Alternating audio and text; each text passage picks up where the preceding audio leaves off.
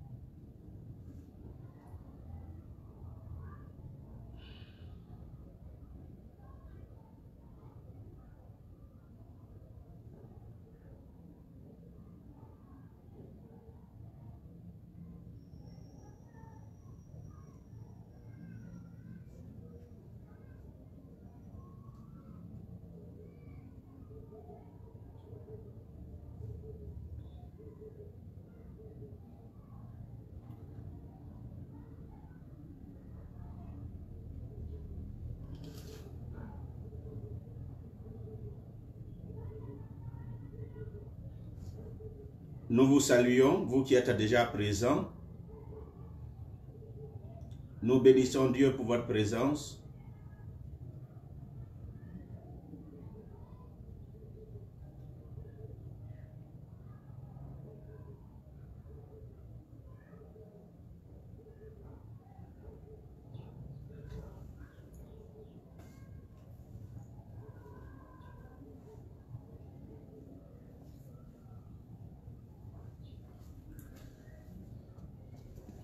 Nous allons nous recommander à Dieu, nous allons demander au Seigneur de bénir ce moment par la présence de son Esprit.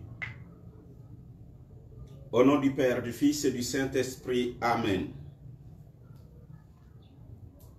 Saint-Esprit, je t'adore, je te donne ma vie, je t'aime, ton alléluia, je t'aime, ton esprit de gloire, je t'adore, je te donne ma vie, je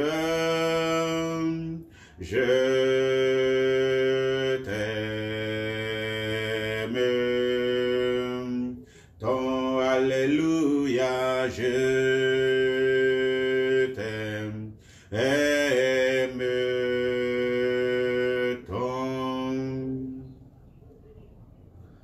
Ô Dieu d'Abraham, Dieu d'Isaac, Dieu de Jacob, tu es le Dieu de nos pères. Aujourd'hui, jour de manifestation du ressuscité, jour de la proclamation de la victoire de Jésus-Christ sur la mort, nous voici devant ta face, ô mon Dieu, Dieu d'Israël, Dieu de nos patriarches, oui, Dieu de nos pères, pour t'adorer, pour te louer, pour te glorifier. Nous reconnaissons notre indignité et nous voulons implorer ta miséricorde sur notre vie. Nous te demandons pardon pour tous nos péchés, en parole, par action et par omission. Oui, sincèrement, nous reconnaissons que nous ne sommes que de pauvres pécheurs et c'est pourquoi nous réclamons ta miséricorde. Merci pour ton sang précieux qui nous rend juste devant ta face et qui nous rend capable de nous tenir devant ta présence. Ô Dieu, qu'il te plaise, à cause de la mission qui nous incombe maintenant, de répandre la puissance de ton esprit sur nous, d'être le maître absolu de ce moment et de cet espace, d'être le maître absolu de tout l'espace qui est occupé par tes enfants, où qu'ils soient partout et où qu'ils seront, tous ceux qui écouteront, tous ceux qui suivront après ou tous ceux qui suivront, après que nous ne soyons même plus sur le canal. Merci parce que tu continueras d'agir. Merci pour ta droite puissante et glorieuse. Merci pour ta droite puissante et bénie avec laquelle tu nous fais du bien. Ô Esprit de Dieu, au nom de Jésus, nous t'accueillons et nous nous soumettons à toi. Fais de nous des bénédictions. Pour tous ceux qui sont à l'écoute ce soir, bénis-les, bénis-nous tous, utilise-nous pour la plus grande gloire de ton nom et pour le salut des hommes. Vierge Marie, qu'il te plaise de nous accompagner. Saint Archange Michel, de ta lumière, éclaire-nous, de tes ailes, protège-nous, de ton épée, défends-nous dans les combats visibles et invisibles. Amen. Que quelqu'un dise Amen. Alors, à l'entame déjà, permettez-moi de vous saluer. Nous saluons la présence de Dieu, de la Vierge, et nous saluons la partie technique qui est assurée par le frère Paul-Marie Élisée. La partie également, toujours dans le studio, nous avons la sœur Marie Fakouri du Sacré-Cœur. Tous sont là dans ce studio pour permettre à cette émission d'être une émission réussie ce soir. Et je crois que Dieu étant là, nous ne pouvons que être bénis. Et si tu es d'accord avec moi, dis Amen fort. Reçois ta bénédiction là où tu es.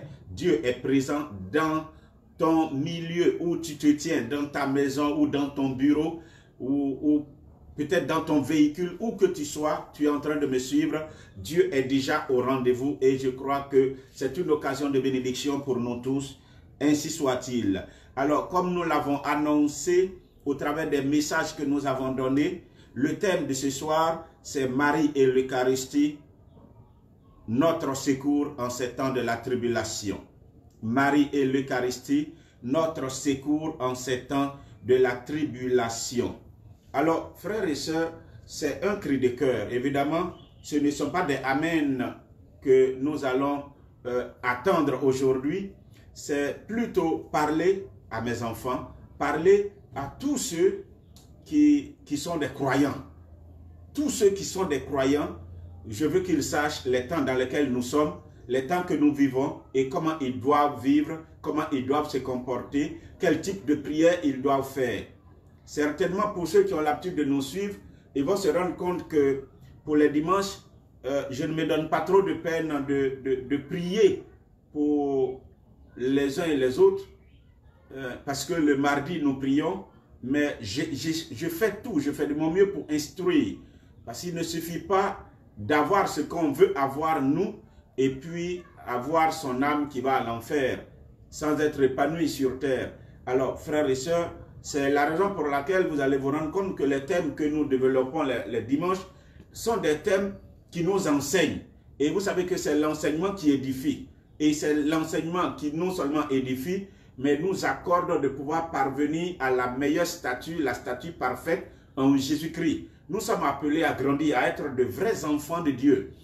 Ésaïe au chapitre 1er, à partir des versets 2 et 3, il nous disait qu'il a élevé des enfants, mais pour en faire des fils. Alors, la question que nous devons nous poser, comment devenir fils de Dieu?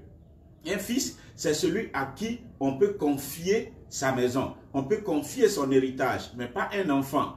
On dit, quand j'étais un enfant, je raisonnais comme un enfant. Une fois devenu adulte, je ne raisonne plus comme un enfant, mais plutôt comme un adulte. Donc, nous sommes appelés à grandir. Et celui qui grandit en Dieu, c'est celui-là qui devient fils de Dieu. Alors, Dieu veut que nous soyons des fils, pas toujours des enfants. Mais pour être un fils, pour grandir, pour avoir la maturité spirituelle, nous devons être instruits. Nous devons avoir la connaissance. Vous savez que tout se joue au niveau de ce monde-là, autour de la connaissance, autour du verbe. Au commencement est la parole. Et la parole était avec Dieu. Et la parole était Dieu. Puisque Dieu est au centre de tout. Il est le commencement et il est la fin. Et on dit au commencement est la parole. La parole était avec Dieu et la parole était Dieu. Alors il est bon que nous sachions remettre la parole au cœur de notre vie. Que la parole soit partout avec nous. Et la parole est tellement importante que nous voyons les recommandations que Dieu nous donnait au travers de la bouche de Moïse à tous ses serviteurs.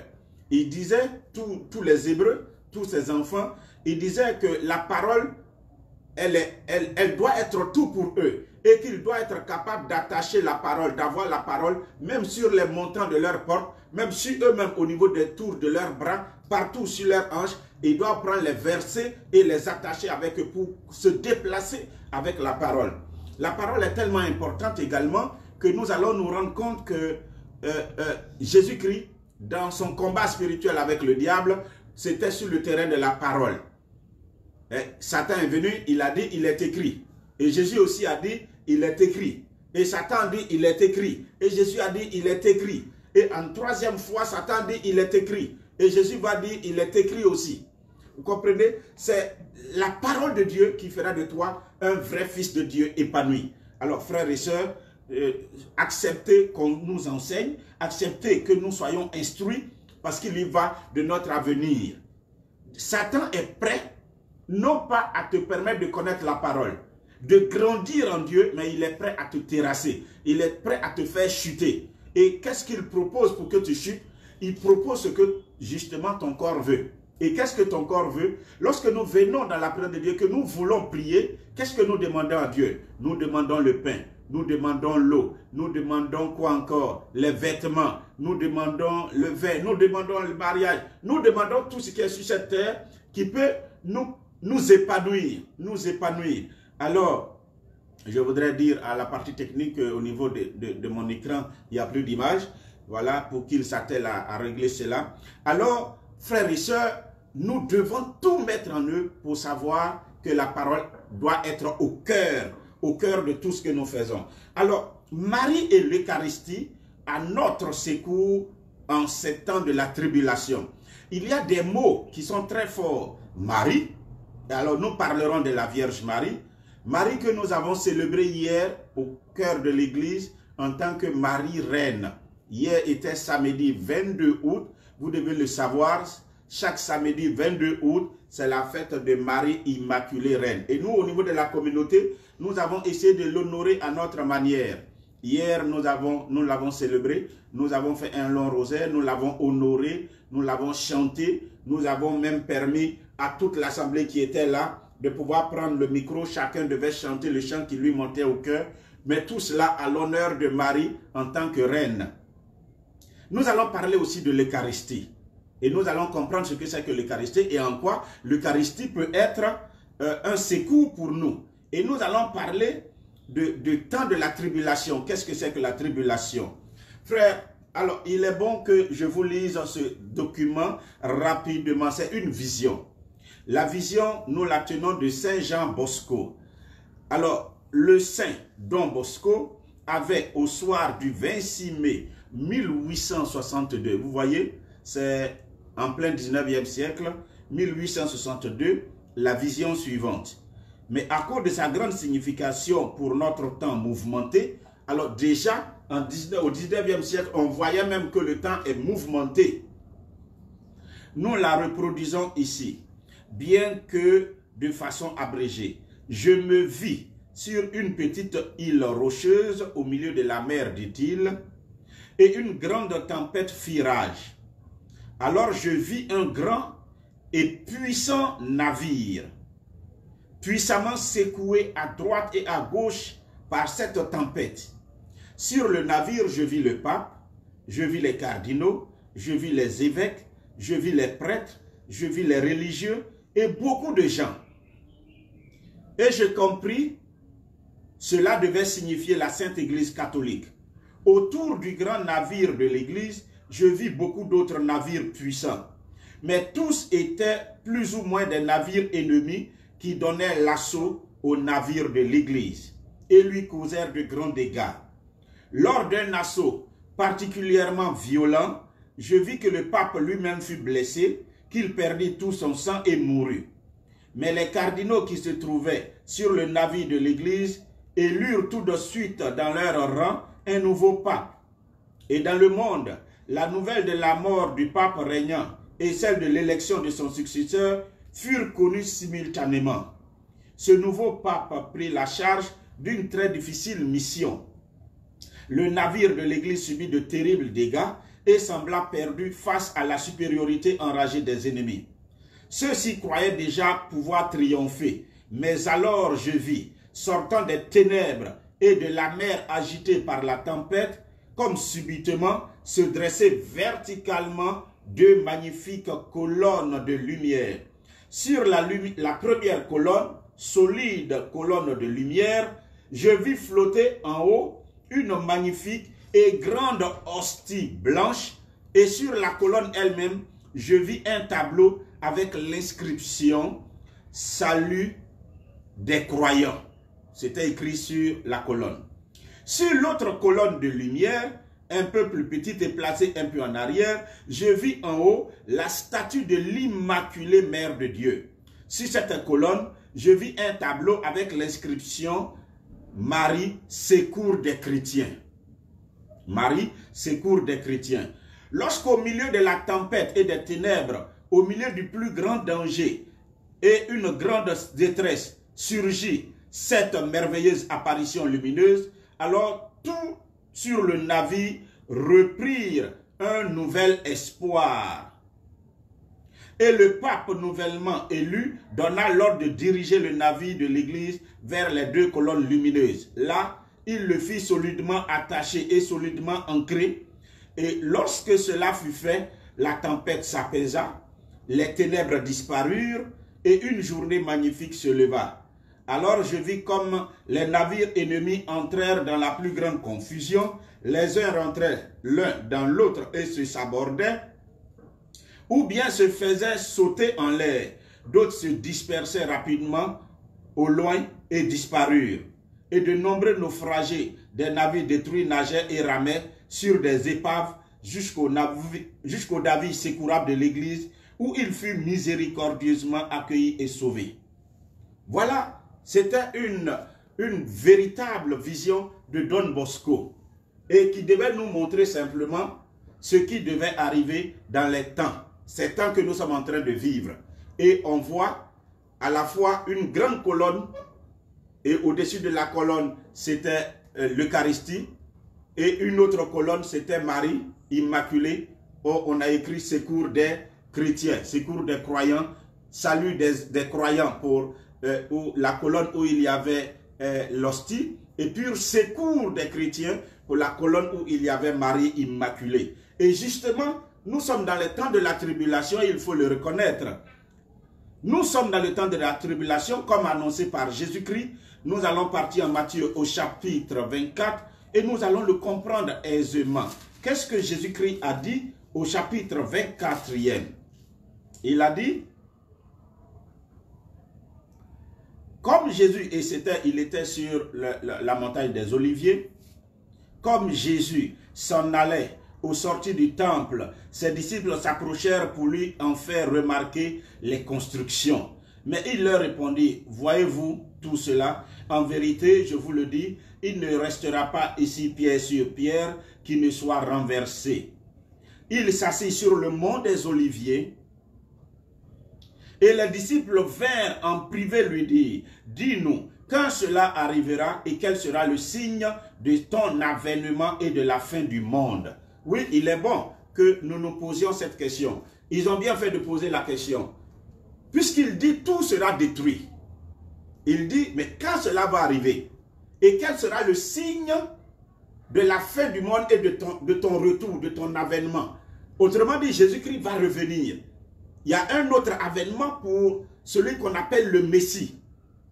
Et si Israël et nous n'avons pas pu nous comprendre, parce qu'eux, ils attendent le roi de gloire, le Messie, qui descend du ciel, c'est cet avènement qui est actuellement attendu aussi bien par l'Église comme par eux. Mais quand il est venu en tant qu'individu, ils n'ont pas pu croire en lui, ils n'ont pas pu le recevoir, ils l'ont nié. Ils ont refusé, c'est ce qu'on appelle la négation de la filiation divine. Ils ont refusé de l'accueillir chez eux. Voyez-vous, frères. Alors, quel sera le signe de la fin des temps? Et Jésus-Christ va commencer à dire, prenez garde que personne ne vous séduise, car plusieurs viendront en mon nom en disant, c'est moi qui suis le Christ. Ils séduiront beaucoup de gens. Nous sommes dans les temps de la fin. Il dit, dans les temps qui vont précéder sa venue, beaucoup de gens viendront. Beaucoup vont séduire. N'oubliez pas que Satan, dans sa chute, sa queue a pu balayer un tiers des étoiles du ciel. Autrement dit, ne dis pas que toi, tu es trop fort. Satan ne peut pas t'avoir. Non. Satan même a fait tomber Adam. Adam qui était pur et immaculé, il a réussi à le faire tomber. Il a réussi à faire tomber Ève. Alors, plongeons-nous plutôt dans les mains de Dieu. C'est Dieu seul qui peut être notre secours. Et justement, nous sommes dans ces temps-là. Il dit que personne ne vous séduise. Plusieurs viendront en mon nom en disant, c'est moi, je suis le Christ. Ils séduiront beaucoup de gens. Vous allez entendre parler de guerre et de bruit de guerre. Je suis sûr que vous avez entendu cela. Le 20e siècle et le 21e siècle sont marqués par les guerres. Satan a été relâché. Et nous ne sommes que dans les guerres. Il a semé partout la division, la destruction, les maladies, les épidémies, les guerres.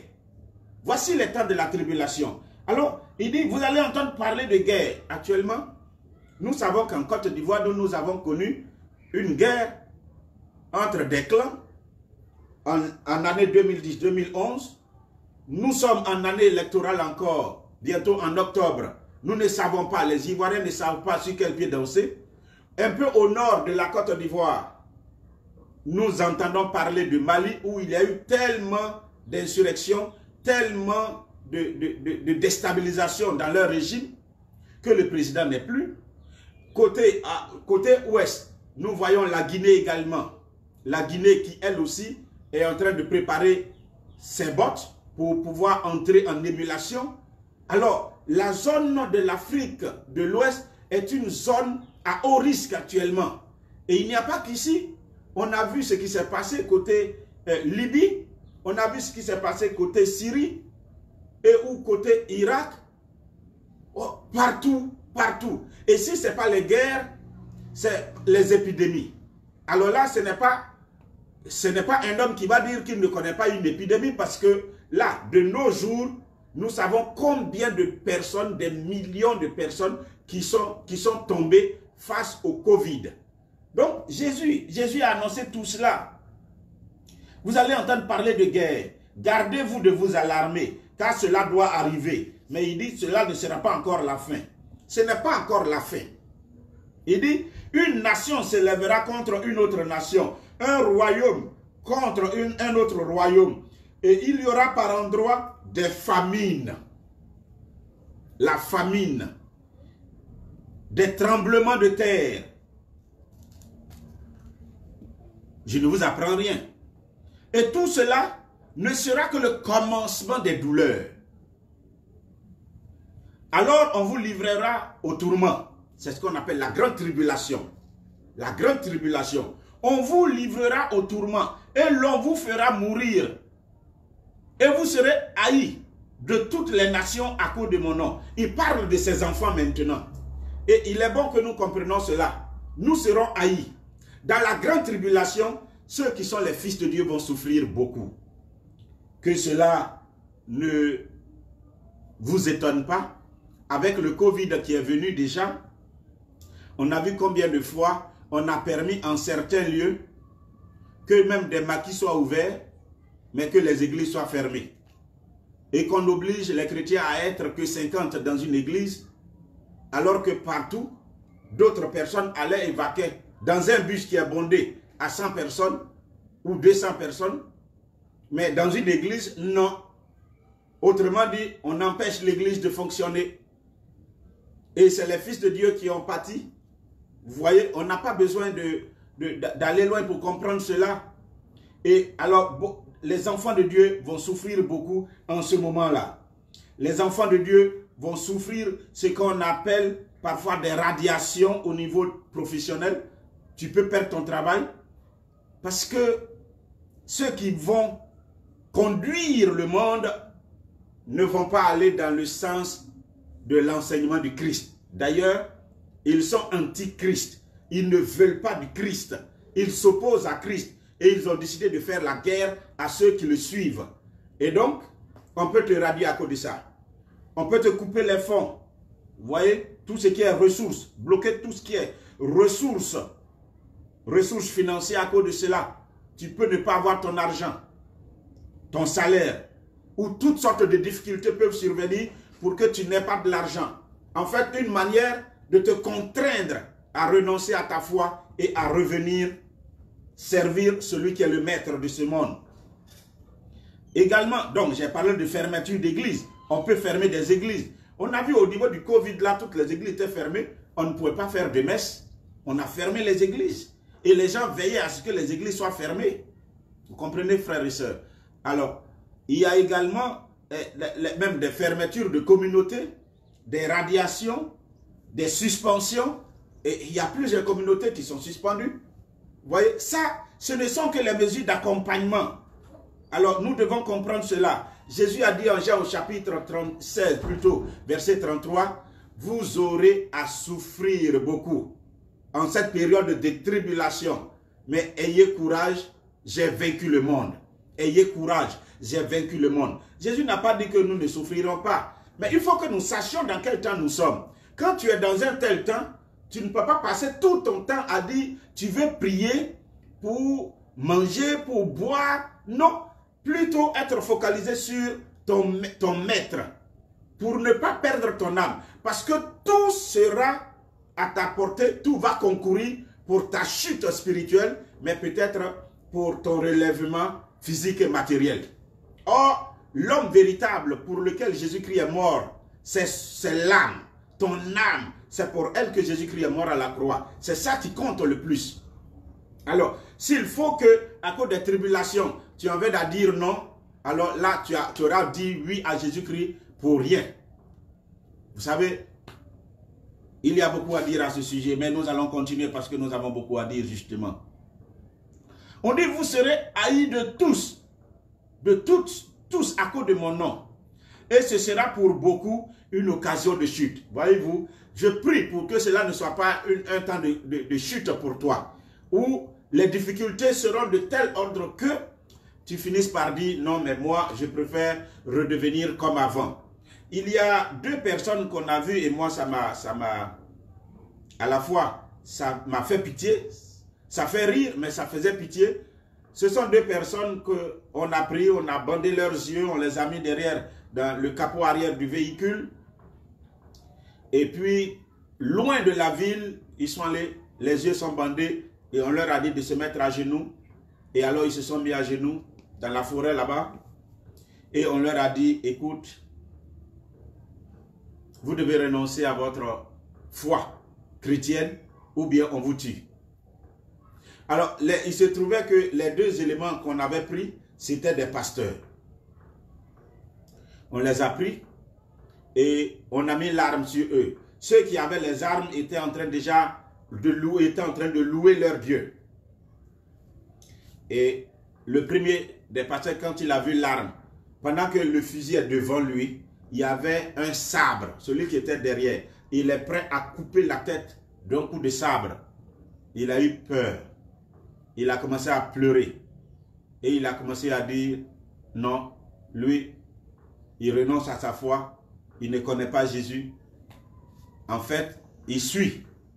Il essaie d'aider les gens. Il se cherche. C'est son travail, c'est tout. Sinon, lui, il ne connaît pas Jésus.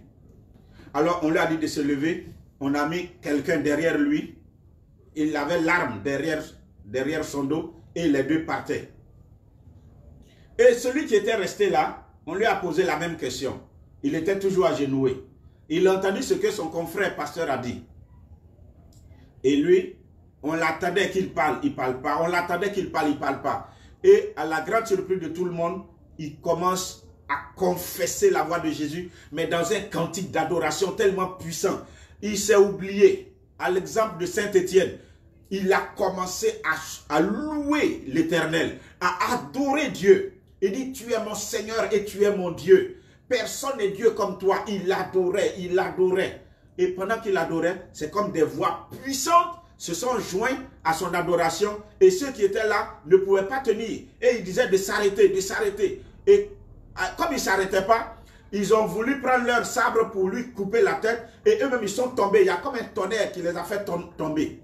Et celui qui avait le fusil a voulu utiliser pour lui, lui aussi, ça a quitté sa main, c'est tombé. Il a repris, l'éclair est venu le taper, le foudroyer. Et alors ils ont pris peur et ils sont venus, ils ne savent pas ce qui s'est passé. Ils ont commencé à se mettre à genoux devant lui, à lui demander pardon et à dire ils veulent avoir son Dieu comme Dieu.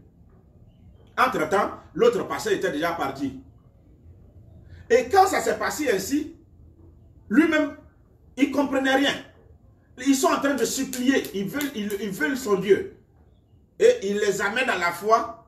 Et de l'autre côté, l'autre pasteur qui est parti, il était accompagné d'un autre qui avait un fusil en main. Lui, c'est comme si le tonnerre l'a tellement effrayé que lui, il a tiré sur ce faux pasteur qui a renoncé à Jésus-Christ. Vous voyez, ça m'a fait pitié, ça m'a fait rire, ça fait rire, mais ça fait pitié, mais ce sont les réalités. Et si c'était toi, que ferais-tu? Si c'était toi, que ferais-tu? Accepterais-tu d'être pour Jésus ou vas-tu renoncer à ta foi en Christ? Ça fait vraiment pitié, frère. Il dit, et c'est ce que Jésus dit, ce sera pour beaucoup une occasion de chute. Parce qu'ils vont haïr les enfants de Dieu. Et les enfants de Dieu se trahiront les uns les autres. Comme les deux pasteurs sont allés, un dit qu'il ne connaît plus Jésus, alors que les deux, bien comme un accord, servaient dans la même église. Il a trahi son frère. Et il a abandonné, il partait. Pour lui, il est sauvé. Il a achevé sa course, il est sauvé, il s'en va. Mais il va mourir. L'autre qui est allé jusqu'au bout, lui, Dieu l'a préservé. Dieu a démontré que quand tu mets ta foi en lui, jusqu'à la fin, il est capable de te sauver. Voyez-vous, frères? Ils se trahiront les uns les autres et haïront les uns les autres.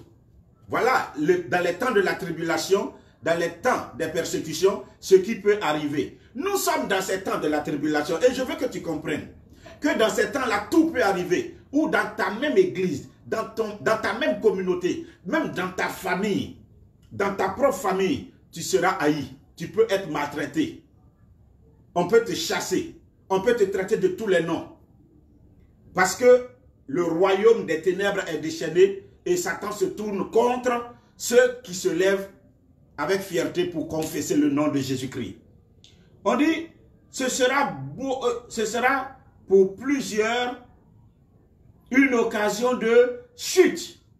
Et plusieurs faux prophètes s'élèveront et séduiront beaucoup de gens. Ce sera en ce moment aussi que beaucoup de gens vont se lever pour dire Jésus est ici. Ce seront des gens qui vont accomplir. Un prophète en général, il parle au nom de Dieu et il accomplit beaucoup de choses. Et les gens vont croire à son message alors que Dieu n'est pas dedans. Il dit ils vont séduire beaucoup. Et en raison des progrès de l'iniquité, c'est-à-dire le mal ira en croissance, en grandissant. Le mal sera augmenté. Le mal, le péché sera augmenté. Et regardons, frères et sœurs, ces temps actuels. Au temps de Noé, Dieu a détruit l'humanité pour des péchés. Au temps de Sodome et Gomorrhe, Dieu a détruit Sodome et Gomorrhe à cause de l'homosexualité. Mais en ces temps, si Dieu veut détruire, je ne sais pas si une seule personne va exister. Il va anéantir la planète Terre. Il va la détruire.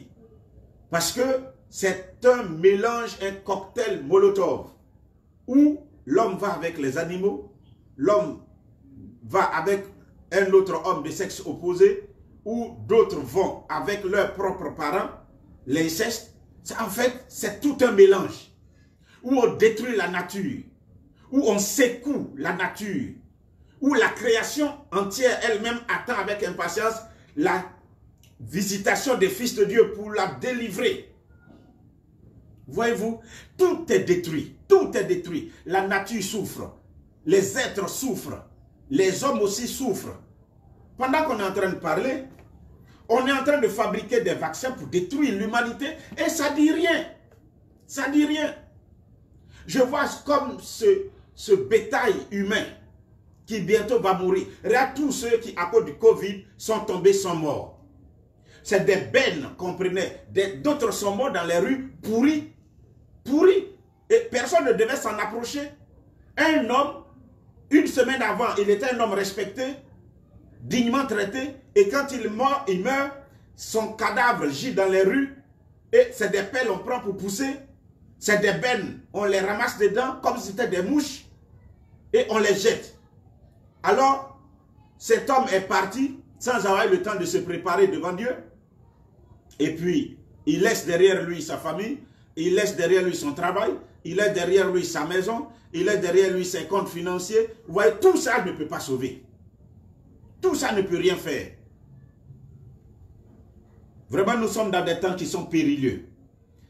Le mal va aller en grandissant et on dit l'amour du plus grand nombre se refroidira. L'amour de Dieu. Alors finalement, qu'est-ce que les hommes aiment aujourd'hui? L'amour de l'argent, la racine de tous les maux. Les hommes aiment tellement l'argent que même au cœur de l'église, l'argent a pris une grande partie. Et les gens sont prêts à se faire des coups à cause de l'argent. À cause de l'argent, on est prêt à te donner une place dans l'église. À cause de l'argent, on est prêt à te chasser de l'église. À cause de l'argent, on est prêt à fréquenter ton église ou à fuir ton église. À cause de l'argent, on est prêt à te donner une bonne place quand tu entres dans l'église. Un homme qui vient, il est richement habillé, brodé d'or, et quelqu'un qui vient avec ses haillons, quand ils entrent ensemble dans l'église, on donne la première place à l'autre qui est richement, brodement habillé, tandis que le pauvre, celui qui est en haillons, à peine s'il entre. Et c'est ce que Jésus a décrit avec le pauvre Lazare et le riche. Vous comprenez? Alors, c'est malheureux. L'argent a pris le contrôle de tout. Même pour te donner une place, on te demandera tu as combien? Est-ce que tu as de l'argent? Aujourd'hui, tout tourne autour de l'argent. Et Dieu n'est plus aimé. Et c'est pourquoi Jésus disait l'amour n'est plus aimé. Il faisait allusion à son cœur, lui qui a tout donné et qui aime par son cœur sacré. Il dit l'amour n'est pas aimé. Voici ce cœur qui a tant aimé le monde, mais qui reçoit en retour que ingratitude. L'amour n'est pas aimé. Voyez-vous, nous sommes dans ces temps-là. Jésus dit on ne peut pas servir 2 maîtres à la fois. Il y a Dieu et il y a Mammon, le Dieu de l'économie et des finances. Dans ce monde d'aujourd'hui, Mammon il existe. Mais ce Mammon, il a proposé, Satan a proposé ses services à Jésus. Jésus-Christ a dit non. Mais beaucoup ont dit oui aujourd'hui. Quand bien même ils sont en peau d'agneau. Ils viennent dans l'église, mais en réalité, ils ne servent pas Dieu, ils servent Mammon. Ils ne jurent que par l'argent. C'est l'argent, à cause de l'argent, ils sont là. Qu'ils se sont fait serviteurs de Dieu. Comprenez, frère? L'argent est un très bon serviteur, mais un mauvais maître. Il te trahira. Mais Jésus dit, celui qui persévérera jusqu'à la fin sera sauvé. Et la bonne nouvelle du royaume sera prêchée dans le monde entier pour servir de témoignage à toutes les nations. Alors viendra la fin. Autrement dit, pendant cette grande tribulation, un autre événement se prépare, celui de l'annonce de l'évangile. Et l'évangile sera connu. Ici et là, et regardons en France, dans les rues, en Europe, là, dans les rues. Aujourd'hui, les gens n'ont pas honte d'annoncer Jésus-Christ, de parler de Jésus dans les métros, dans les TGV, partout, même dans les avions. En fait, nous sommes dans les temps de la fin, mais la fin n'est pas encore arrivée. Nous sommes dans les temps de la fin. Et c'est pourquoi il y a une grande tribulation. Mais sachez-le, pendant ce temps, puisque c'est la tribulation, il fait soir. C'est le temps des ténèbres. Le temps qu'on a donné à Satan d'éprouver l'Église, d'éprouver les enfants de Dieu. Et lors de la grande traversée, Jésus était avec ses apôtres dans la barque. Souvenez-vous. On dit Jésus était avec ses apôtres dans la barque. Et à un certain moment, il y a les grands vents, des vents contraires et de grandes vagues qui déstabilisaient la barque dans laquelle Jésus plus ses apôtres étaient. La barque en ces temps dans laquelle se trouvent Jésus et les apôtres, c'est l'église. En fait, cette barque de laquelle on parle n'est rien d'autre qu'une figure, la figure de l'église. Et nous allons nous rendre compte que Jésus et ses apôtres étant l'église sur la mer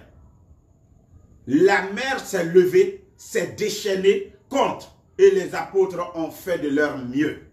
Les apôtres se sont levés, Pierre avec les autres, ont fait tout ce qu'ils pouvaient, mais ils ne pouvaient pas avoir raison de la furie de la mer, de la furie de cette tempête, de ces grosses vagues qui se déchaînaient sur la pauvre barque. Et alors la barque allait ici et là, comme Don Bosco a vu cette église. L'église du Christ, en ces grands temps de la tribulation, est beaucoup éprouvée. Et la mer s'est levée. On dit, malheur à toi terre et mer, car le diable, animé d'une grande colère, est descendu vers toi. Oui, il a un pas dans la mer, un pas sur la terre, et donc il secoue la terre et il secoue la mer. Les mers sont les symboles des grandes assemblées, des marées humaines. Et oui, Satan règne. Vous savez, c'était l'expérience alors en ce moment-là du chaos. On a vu que tout chamboulait, personne ne pouvait tenir. Les apôtres étaient incapables. Ils ont fait preuve d'incapacité. Ils ont vu leurs limites, leurs faiblesses, la faiblesse de leur foi, la faiblesse de leurs forces humaines, les limitations de leurs forces humaines. Ils ont vu tout cela. Ils étaient des incapables. Et oui, et c'est à ça. Vous savez, quand le Covid était là, chaque homme, qui qu'il soit, a vu son incapacité. Le Covid a emporté des évêques, emporté des religieuses, emporté des prêtres, emporté des chrétiens. Tout comme les autres aussi, ça les a emportés. Et voyez-vous, en ce moment-là, il n'y a que Jésus seul pour faire quelque chose. S'il n'est pas avec toi, tu mourras. Et dans cette barque, dans ce chaos, cette expérience de chaos justement, les apôtres ont dû faire appel à Jésus. C'est Pierre qui est là. Jésus était là, mais il dormait. Et parfois, on a l'impression qu'il dort. Actuellement, avec ce qui prévaut comme situation dans notre pays, nous ne faisons que gêner et prier, prier, prier. Et nous avons l'impression qu'il ne nous écoute pas. Nous avons prié pour l'Afrique. Nous avons prié pour le monde. Nous avons fait des rosaires pour le monde. Et nous avons l'impression que ça va de mal en pis. Oui, Jésus est dedans. Est-ce à dire qu'il n'est pas là? Jésus était dans la barque et il dormait. En fait, il ne dort pas. Il fait semblant de dormir. Jésus ne dort pas. La Bible dit, il ne dort ni ne sommeille, lui, le veilleur d'Israël. Il ne dort ni ne sommeille. Il ne dort pas. Mais il va jusqu'au bout avec vous pour que vous sachiez vos limitations, vos faiblesses, vos incapacités. Et que en toute situation, il est le dernier recours. C'est ce qu'il veut nous faire comprendre. Jésus est là, mais il dort donc. Mais le cri strident de Pierre, un cri de cœur de Pierre, va faire sortir Jésus de son état de somnolence, dit-il, pour venir faire face. Alors, vous allez voir, quand il va dire, mais maître, cela ne te fait rien, mais nous allons périr. Jésus-Christ s'est levé. Il a regardé Pierre et les autres apôtres apeurés. Et évidemment, l'eau était partout. Les vagues étaient gigantesques. Les vents étaient puissants et contraires. Mais au lieu d'aller vers tout cela, ce scénario, il se tourne vers les apôtres. Il dit, mais où avez-vous mis votre foi? Comme quoi, il n'était pas ébranlé par quoi que ce soit.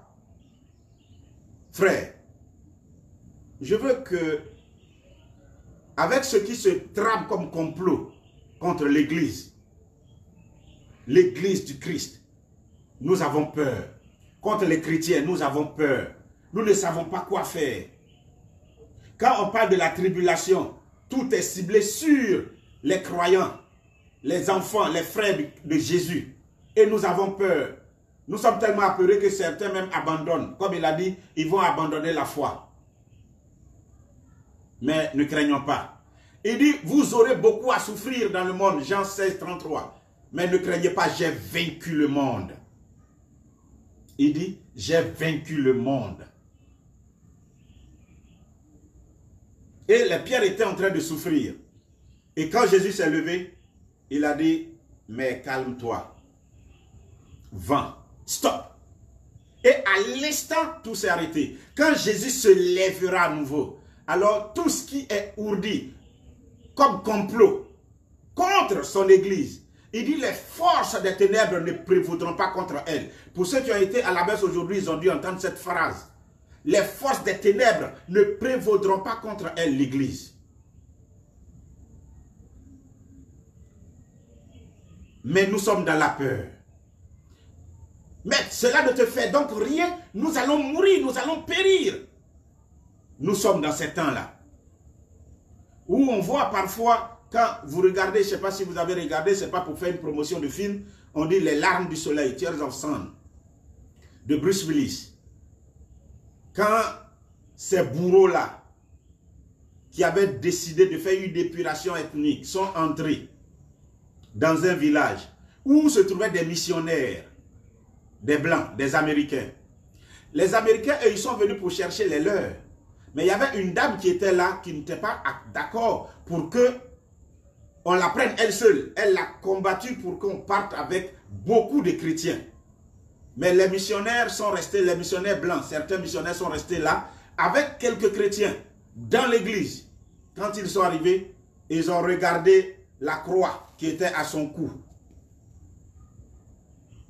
Le commandant alors de cette force a regardé, il a arraché la croix, et puis il a regardé l'autre qui avait le sabre, il a soulevé le sabre, en un instant, sa tête était à gauche et tout le corps était à droite. Et ils ont tué, massacré tous ceux qui étaient dans l'église, comme quoi ils vont contre l'église. C'est la triste réalité. Et pourtant, Jésus est là. Oui, quand les vagues rentraient dans la barque, Jésus était là. Oui, quand les apôtres étaient apeurés, Jésus était là. Oui, quand certains vont mourir, Jésus était là. Quand certains évêques meurent, Jésus est là. Quand des prêtres meurent, Jésus est là. Quand des religieuses meurent, Jésus est là. Quand les chrétiens meurent, Jésus est là. Oui, il est là. Il est dans la barque. Ce n'est pas parce qu'il est absent. Mais les plans de Dieu ne sont pas nos plans. Les voies de l'Éternel ne sont jamais nos voies. Sa manière de penser n'est pas la même chose que nous, notre manière de penser. Dieu dit, il a tout fait pour un but. Il sait ce qu'il fait. Alors, je veux dire à quelqu'un, franchement, vu cette période de tribulation, il fait vraiment tard. Il fait vraiment tard. C'est-à-dire, le soir est arrivé. Les ténèbres ont envahi l'église. Nous voyons l'église en ossature comme bâtiment, mais ce n'est pas ça l'église. L'église c'est toi, l'église c'est moi, l'église c'est l'ensemble de tous ceux qui confessent la même foi. C'est ça l'église.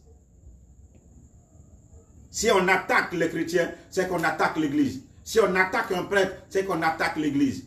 Si on attaque l'Eucharistie, c'est qu'on attaque l'église. Si on casse des statues, si on déchire des images, si on tire sur des images, c'est qu'on attaque l'église. Et pourtant, c'est ce qui se fait partout. Si on brûle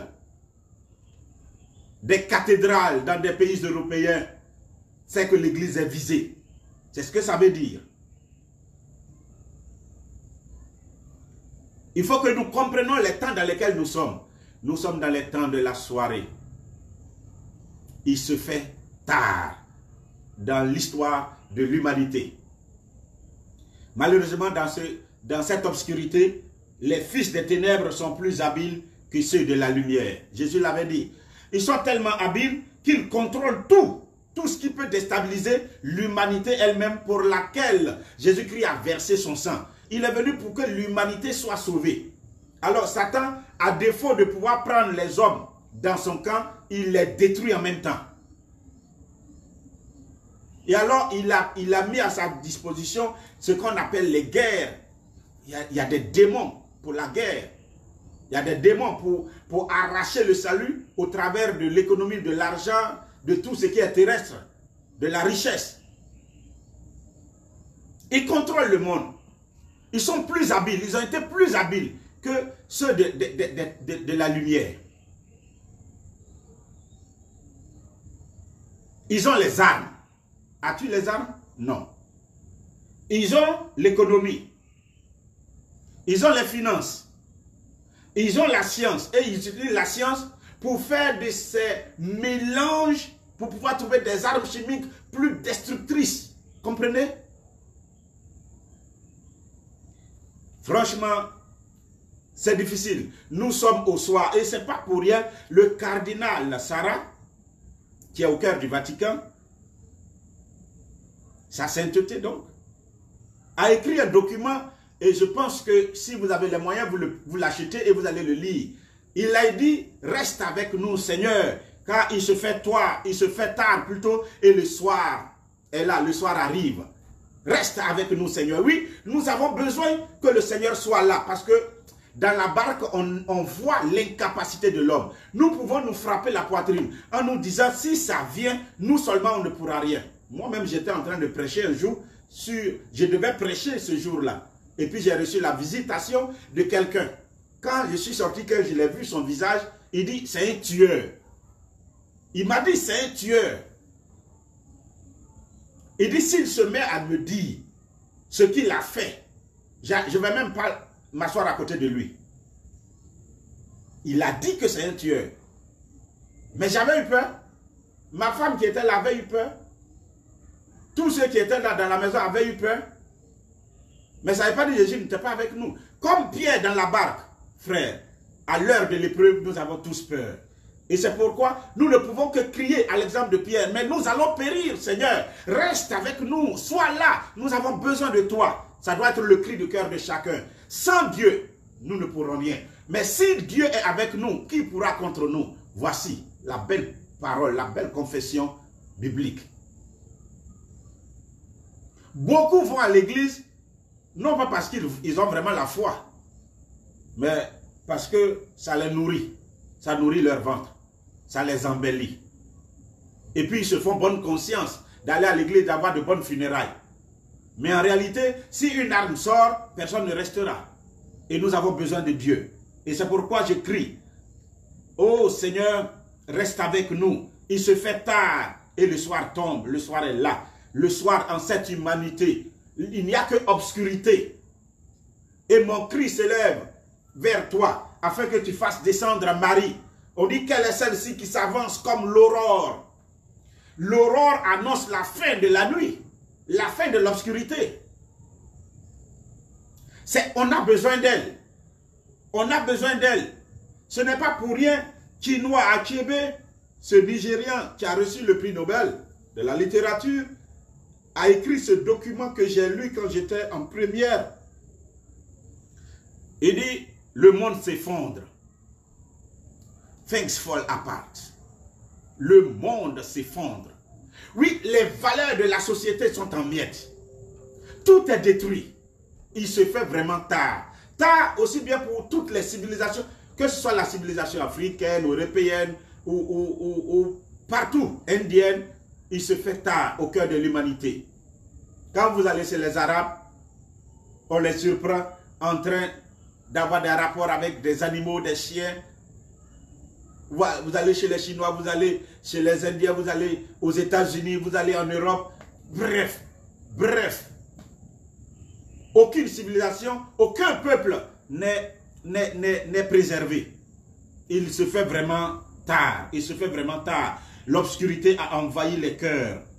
Et Nazi Boni, vous avez dû certainement aussi entendre parler de lui. Lui, il était voltaïque et il a écrit « Le crépuscule des temps anciens ». Les temps anciens étaient des temps de paix. Il y a eu un moment où les valeurs de la société étaient mises en avant et où l'homme vivait en paix. Mais nous sommes en ces temps de 20e siècle, de 21e siècle, où il n'y a plus de valeurs sûres, des valeurs morales, des valeurs spirituelles véritables, qui nous donnent de pouvoir voir la gloire de Dieu dans notre vie. Il n'y a même pas de paix. Il n'y a pas de paix parce qu'il n'y a pas de valeurs sûres sur lesquelles bâtir nos vies. Tout est donc instable. Et alors, là où il n'y a pas de paix, qu'est-ce qu'on peut construire de bon? Quand il dit le crépuscule des temps anciens, ça veut dire que ces temps anciens où il y avait la paix. Regardez dans le Moyen-Âge, il n'y avait pas vraiment de guerre. Et l'Europe s'est construite. Regardez, l'Amérique s'est construite. Partout, ils se sont construits. Mais actuellement où il y a guerre, allez-y voir la Libye. ce qui était construit est détruit. Allez-y voir la Syrie, ce qui était construit est détruit. Allez-y voir l'Irak, ce qui était construit est détruit. Ici en Côte d'Ivoire, à cause de certaines marches de contestation, mais il y a des villages à côté de Divo qui sont tous détruits, pillés et incendiés. Mais il n'y a plus de paix. Donc on ne peut pas construire. Il n'y a plus de valeur. On n'a pas peur de boire le sang humain parce qu'on veut l'argent. On n'a pas peur de tuer ou d'abuser de sa propre maman, de son propre papa pour avoir ce qu'on veut avoir dans ce monde. Et alors, où sont les valeurs? Et alors, il était en train de dire, dans le crépuscule des temps anciens, que le soir est arrivé. Quand le soir arrive, le jour laisse la place au crépuscule. Mais c'est le crépuscule de quel moment? Des temps anciens où il y avait de la valeur, où on pouvait compter sur des bonnes choses. Non, tout cela a disparu. Alors, où allons-nous trouver du secours? Nous sommes dans les viseurs des fils des ténèbres qui sont plus habiles que les fils de la lumière. Que ferons-nous? Nous avons besoin de secours. Et c'est ce que, justement, Don Bosco, dans sa grande vision, était en train de nous dire. On a vu sortir des profondeurs de la mer 2 colonnes illuminées. Sur une colonne, c'était l'Eucharistie. Sur l'autre colonne, c'était Marie Immaculée. On dit secours des chrétiens. Et nous devons comprendre cela. Nous avons besoin d'elle. Nous avons besoin d'elle. Alors, je ne veux pas perdre beaucoup mon temps dessus, mais vous savez tout. Genèse au chapitre 3, verset 15. La parole, la toute première prophétie biblique disait, voici, je vais mettre le combat entre toi et la femme. Donc, si Satan essaie de prendre en contrôle le monde aujourd'hui, le combat contre lui, c'est la femme et lui. Autrement dit, c'est cette femme-là, Marie. La voilà. Quand elle se lève, Satan peut quitter. C'est pourquoi quand vous regardez bien ici, je ne sais pas si vous voyez, voilà, la tête du serpent est en bas de son talon. C'est symbolique. Alors, ne faites pas de confusion au niveau des statues, parce qu'il y a d'autres statues, vous allez les voir, et il y a tellement de confusion.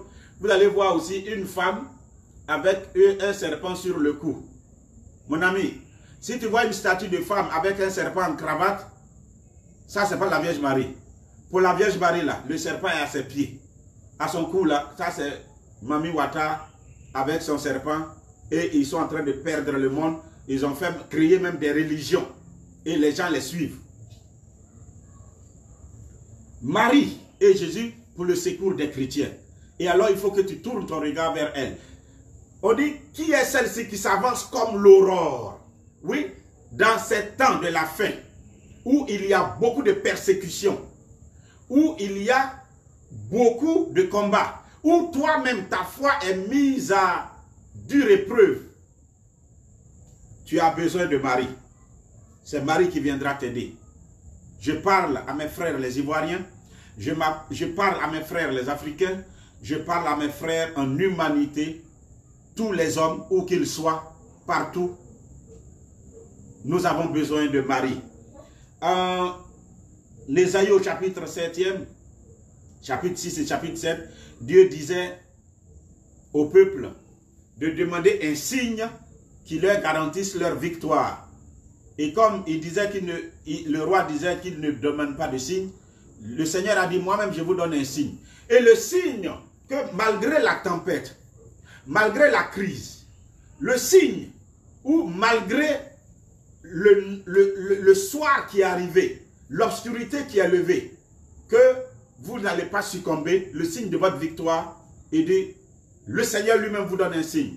La Vierge enfantera un fils, on lui donnera le nom d'Emmanuel. Ça dit le signe, c'est la Vierge. Et c'est pourquoi ne soyez pas surpris quand on dit Dieu va abandonner son peuple en Michée au chapitre 5. Michée au chapitre 5 verset 2, Dieu va abandonner son peuple. Et quand Jésus-Christ a fait semblant de dormir, il a abandonné le peuple dans la barque. Et quel était leur état? Ils étaient dans la confusion. Dieu va abandonner. Quand Dieu n'est pas là, il n'y a que la confusion. Il n'y a que la débandade. Mais quand Dieu est là, alors la paix revient. La stabilité revient. Vivement que le Seigneur vienne. Nous avons besoin de lui. Mais il dit, Dieu va abandonner son peuple jusqu'à ce que la femme qui doit être mère qu'elle enfante. Or, la femme qui doit être mère, qui doit enfanter Dieu, l'Emmanuel, son nom c'était Marie. Luc au chapitre 1er va nous dire, et le nom de la Vierge était Marie. C'est là que nous avons connu la Vierge, où nous avons connu son nom. Alors, quand l'heure fut arrivée, on dit, il naquit d'une femme. Hein? Dieu envoya son fils, il naquit d'une femme. Ça c'est Galates, au chapitre 4e. Dieu a envoyé son fils, il naquit d'une femme. À son heure, Dieu est venu en son fils et le fils est né d'une femme. Il a abandonné son peuple jusqu'à ce que l'heure arrive. Et quand l'heure est arrivée, il est né d'une femme. Il est venu en ce monde. Et nous voyons le vrai signe manifesté maintenant. Apocalypse au chapitre 11, verset 15. On dit c'est l'heure pour Dieu de juger ses serviteurs, de juger ses enfants. Tous ceux qui les ont combattus, de les juger en fait. Et de faire justice à ses serviteurs. Ceux qu'on a éliminés, qu'on a tués injustement. Il doit faire justice. Apocalypse au chapitre 11, verset 15. Et pendant que tout le monde s'attendait à voir la manifestation de Dieu, on dit un grand signe apparu. On voit le tabernacle de Dieu. Mais nous savons que le tabernacle est le lieu, le coffret d'alliance où Dieu règne, Dieu réside. Et on voit le coffret d'alliance s'ouvrir. Et quand ça s'ouvre, ça veut dire qu'il va faire sa sortie. Et on voit le grand signe, c'est une femme. En fait, la femme comme le signe n'est rien d'autre que le vrai coffret d'alliance. Le vrai coffret d'alliance. C'est elle qui va permettre à Dieu de sortir vivant dans cette humanité avec un sceptre de fer pour diriger l'humanité. Et son nom c'était Jésus. Mon frère, les deux sont ceux que Dieu a envoyés en ce monde pour nous sauver. C'est pourquoi nous disons Notre-Dame du Perpétuel secours, secours-nous. C'est pourquoi là où il y a les combats, Marie ne cesse d'apparaître. Marie a apparu dans plusieurs pays où il y avait la guerre. Au Rwanda, elle a apparu. La guerre faisait rage, elle a apparu et elle a pu stabiliser. En Côte d'Ivoire ici, en 2010-2011, elle s'est manifestée beaucoup. Elle s'est manifestée à plusieurs, demandant les chapelets. On a vu en image dans le ciel beaucoup de choses. Nous faisons les croisades mariales. Et chaque année, lorsque nous faisons les croisades mariales, elle nous gratifie d'un signe dans le ciel. Parce que tous nos thèmes dans nos croisades mariales tournent autour de la Côte d'Ivoire. Nous voulons la paix pour la Côte d'Ivoire. Nous voulons l'unité et la communion entre tous les Ivoiriens. Vous comprenez? Et elle fait des signes pour dire qu'elle est là. À Fatima, vous avez vu à Fatima, lorsque la première guerre mondiale faisait rage, c'est elle qui va apparaître encore et qui va promettre, qui va dire, pendant 6 mois, faites le chapelet, cette guerre va s'arrêter. Voilà ce qu'elle a dit. Et la guerre s'est arrêtée. En fait, le secours des chrétiens, comme Don Bosco l'avait dit, le secours des croyants, le secours des chrétiens est en Marie. On dit secours des chrétiens et au niveau de l'Eucharistie, on dit salut des croyants. Ce n'est pas la même chose. Dans toute cette persécution, tu as besoin d'un secours. Viens, cherche Marie. Et nous savons quelle voie capitale nous assure la présence de Marie. Regardez dans ma main, vous verrez le rosaire. Et partout où elle est, c'est le rosaire qu'elle recommande. Elle recommande le rosaire.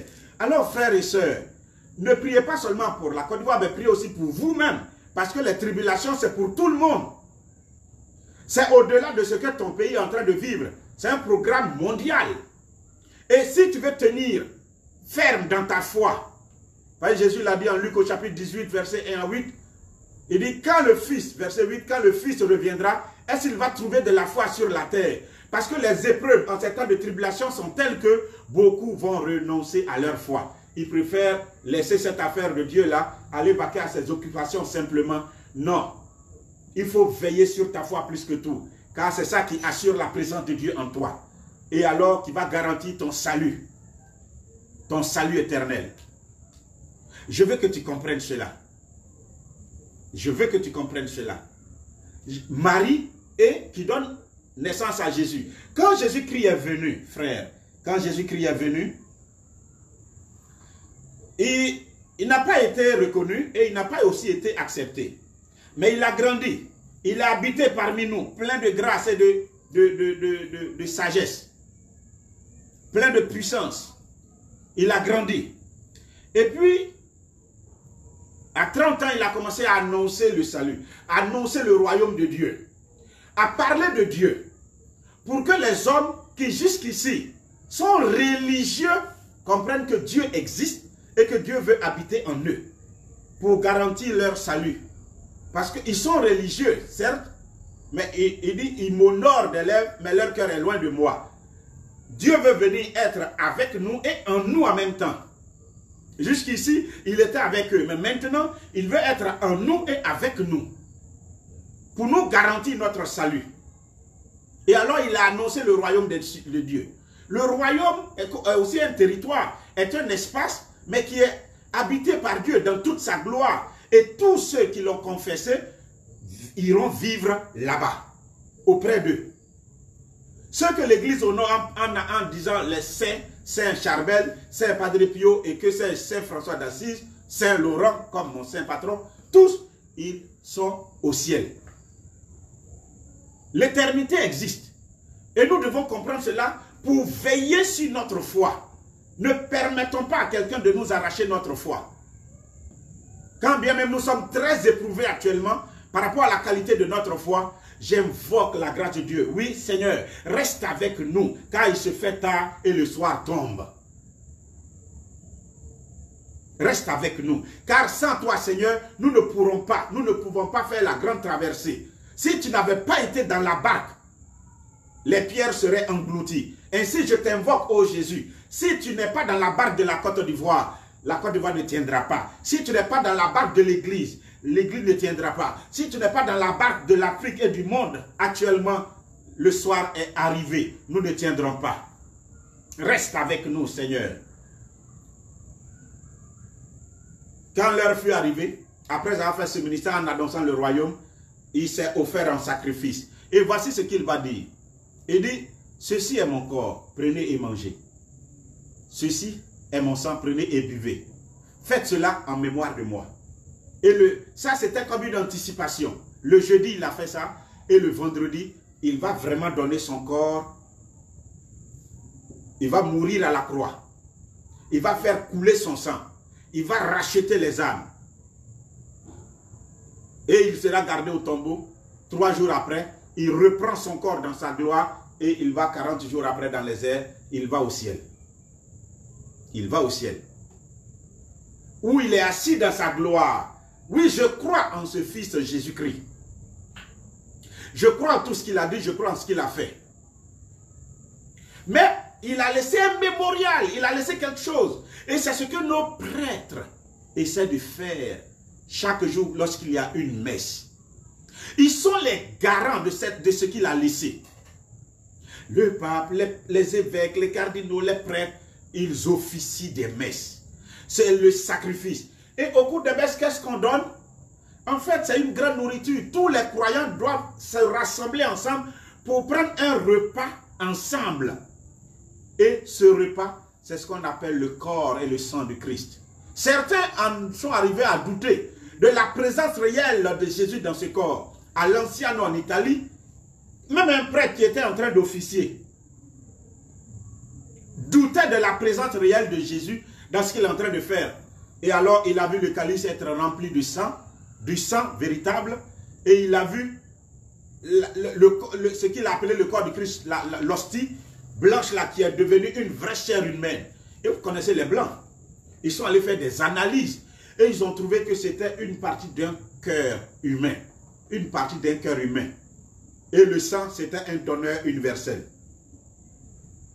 Il peut donner son sang à tout le monde. Oh. Vous voyez, frères et sœurs. Donc, ce n'est pas un jeu. Je vais vous donner ce témoignage, vous allez comprendre. Saint Antoine de Padoue, en son temps, il y avait des hérétiques qui se moquaient de Jésus-Christ et de sa foi. Et comme il est venu annoncer l'évangile, dans ce village-là, les hérétiques on dit, eux, ils croiront en lui si l'âne batté, un âne fou, qui est là, se prosterne devant l'Eucharistie. S'il s'est prosterné, alors eux, ils vont croire. Alors, il a accepté le défi. Il s'est préparé pendant 3 jours dans le jeûne.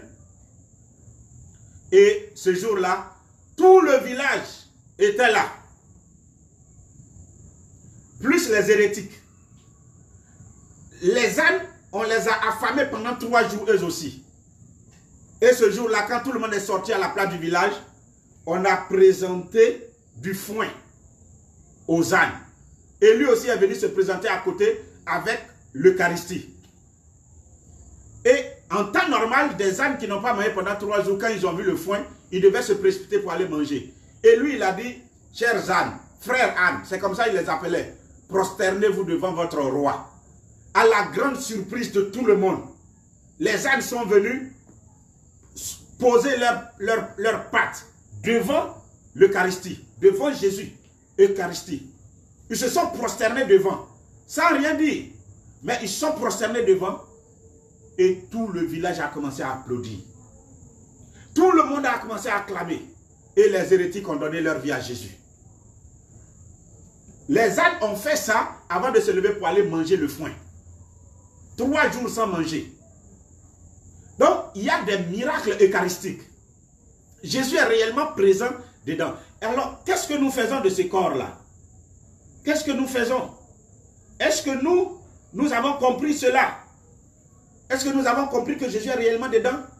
Et que nous avons besoin de son secours aussi pour tenir. On dit bien, la première colonne, c'était salut des âmes. Ton âme coûte cher, ton âme a coûté la vie de Jésus. Et pour tenir bon, il te donne de la nourriture comme les Hébreux, quand ils ont quitté l'Égypte pour arriver à la terre promise, ils étaient appelés à manger la manne. C'est ce qui les fortifiait, les a aidés à aller jusqu'à la terre promise. Qu'est-ce que tu manges? Quelle est ta nourriture spirituelle? Le garba, le riz ne peut rien faire devant ton âme. Je comprends que tu as de l'embonpoint, mais spirituellement tu es squelettique. Et ce n'est pas normal. Ton âme doit avoir l'embonpoint même si ta chair vient à souffrir.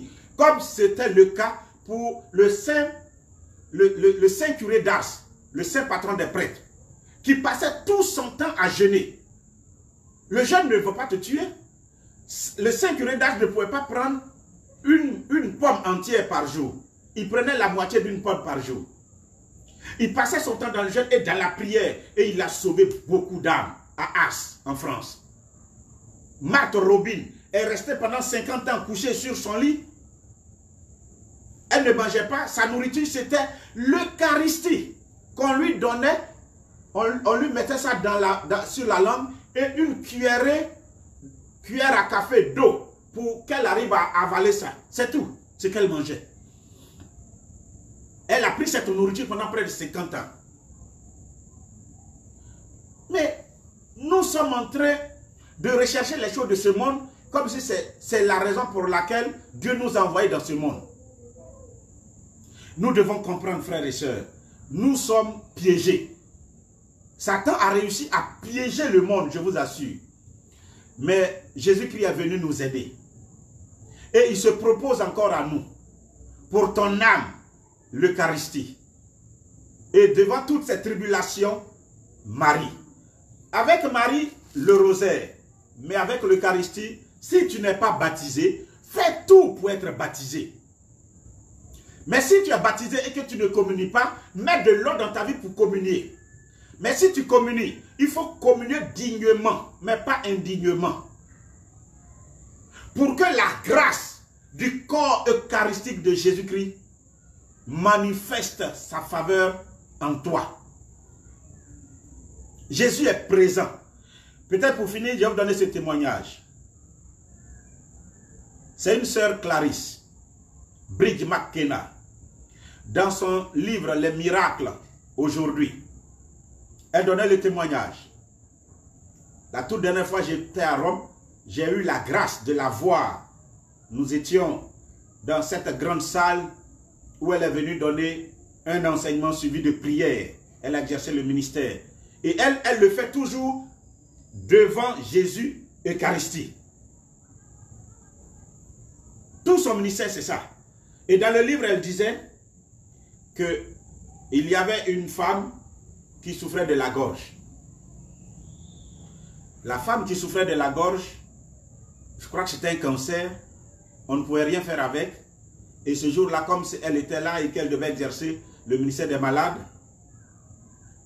elle allait aussi. Et dans son enseignement, avant même de commencer à prier, Brigid McKenna a dit que la Bible dit qu'il s'est chargé de nos maladies, il a pris sur lui nos péchés, il s'est chargé de nos maladies. Donc, s'il s'est chargé de nos maladies, comme l'Eucharistie, c'est son corps, et que si tu communies, et que tu vas le prendre, avant de le mettre dans ta bouche, dis à Jésus quand il prendra, mais de se charger de tes maladies et de passer. Donc, elle a enseigné ça, qu'il est réellement présent dedans et il guérit et il va guérir encore. Et c'est ce que la femme là a fait. Elle a dit, ah, mon mal est là. Quand je vais te prendre et que je vais te mettre à la bouche, au passage, charge-toi de mes maladies selon l'écriture. Ésaïe au chapitre 53. Tu t'es chargé de nos maladies. Alors charge-toi de mes mots. Je vais demander à la partie technique aussi de venir voir au niveau de ma lumière ici, au niveau de l'ordinateur rapidement. Alors, donc, c'est ce qui s'est passé. Et qu'est-ce qui va arriver à la dame? Ce qui va arriver est le suivant.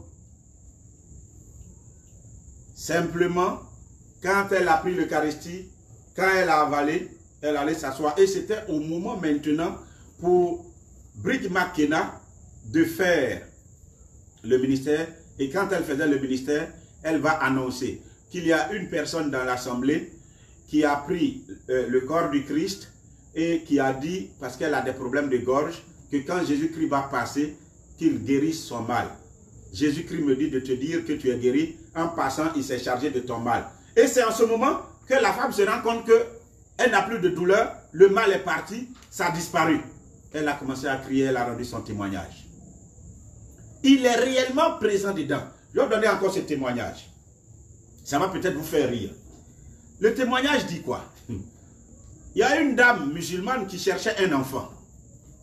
Elle cherchait un enfant. Et malheureusement, elle a pour amie une chrétienne fervente. Et comme elle est allée chez les marabouts, elle a tout fait. Elle ne peut pas avoir d'enfant. Son ami a dit, mais malheureusement, tu n'es pas chrétienne. Sinon, chez nous, là, dans notre église, là, quand nous allons à la messe, là, il y a ce qu'on appelle la communion. Nous, on mange ça. Jésus est dedans. Comme tu cherches un enfant, là, si tu étais chrétienne et que tu avais mangé ça, tu allais guérir. Et Jésus va te donner un enfant. Alors, quand elle a entendu ça, elle a pris ça au sérieux. Hein? Elle n'a pas dit à son ami qu'elle va aller prendre la chose. Elle ne lui a pas dit ça. Voici ce qui va se passer. Au cours d'une messe, merci à la partie technique, au cours d'une messe,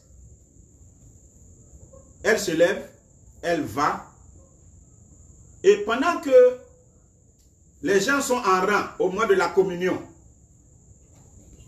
elle se met aussi, elle s'est levée, elle a pensé que tout le monde pouvait prendre.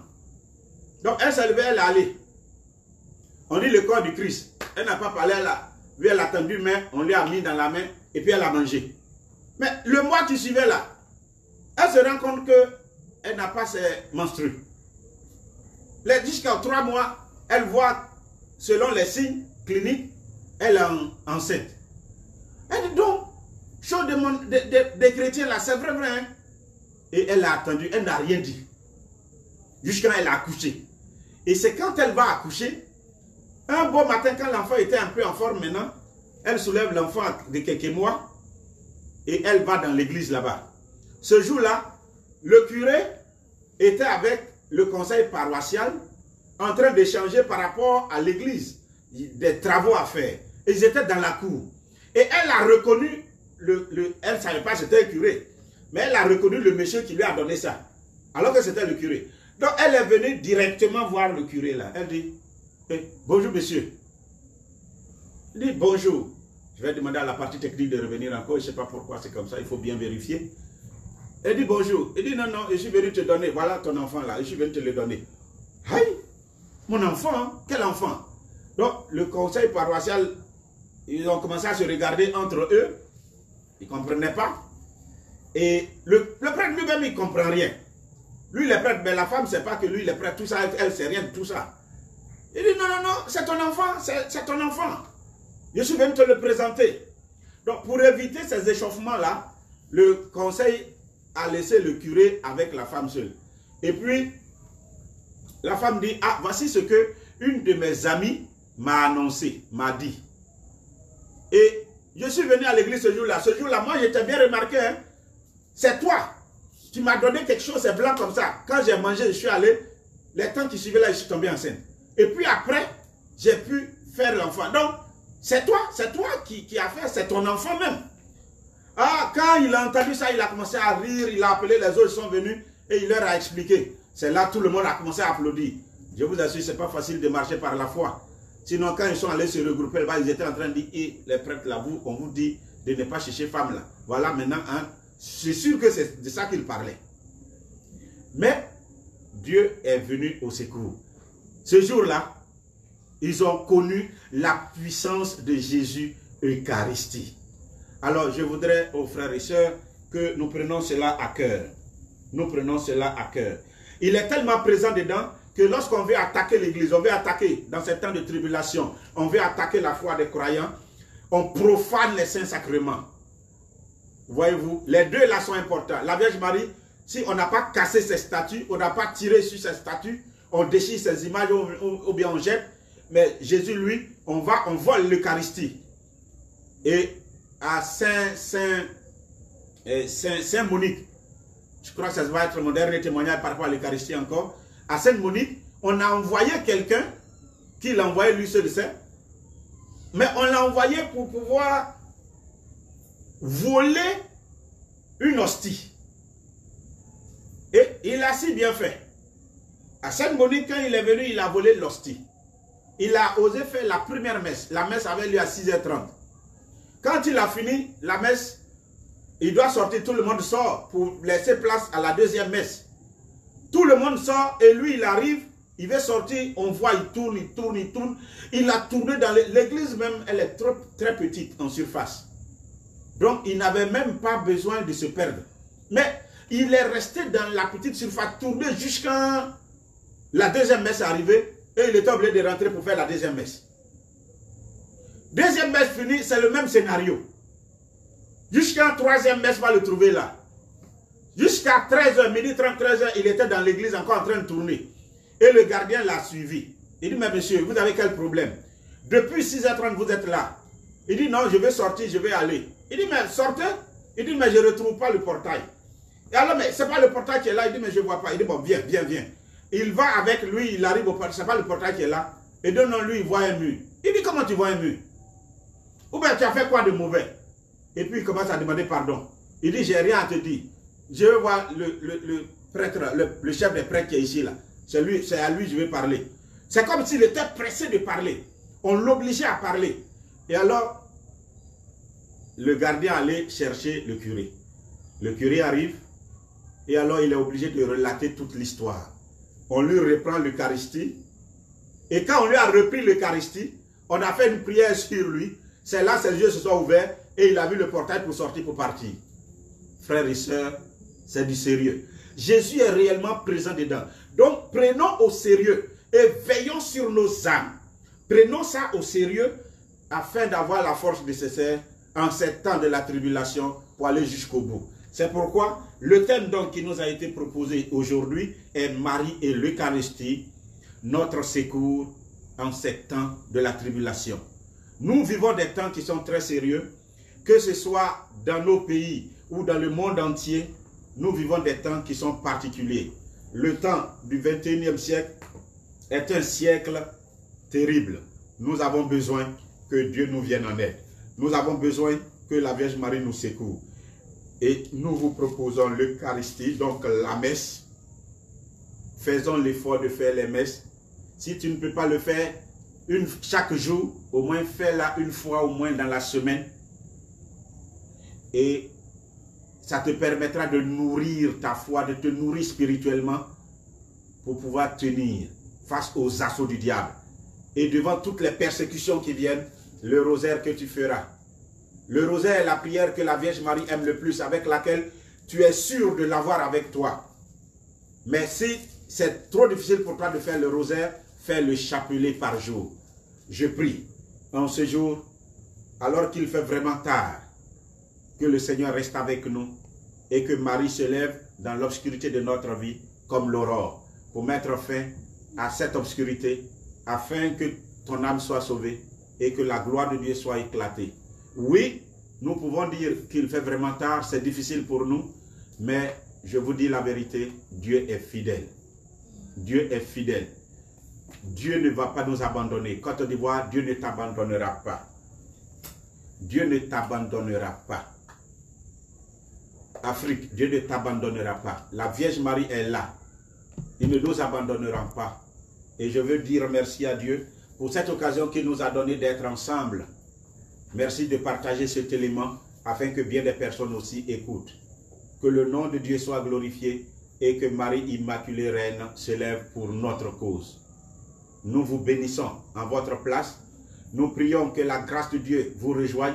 Nous prions que le Seigneur soit avec nous dans la barque de notre maison, dans la barque de notre famille, dans la barque de notre société, notre entreprise. Que le Seigneur Jésus-Christ reste avec nous dans la barque de notre vie.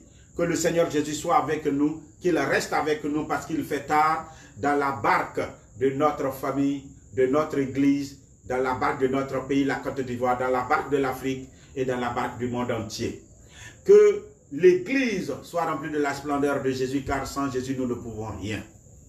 Et que le corps du Christ soit notre nourriture, que le rosaire soit notre moyen de communion avec la Vierge pour avoir les forces nécessaires.